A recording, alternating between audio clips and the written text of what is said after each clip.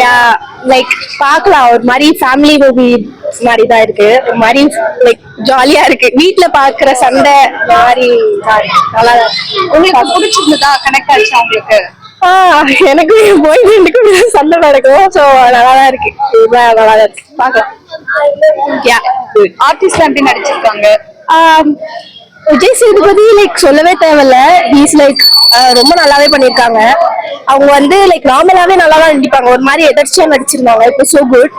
அதுக்கப்புறம் நம்ம பேரு she also acted so good. Like நல்லா இருந்துச்சு. பட் என்ன கொஞ்சம் கத்திக்கிட்டே இருந்தாங்க.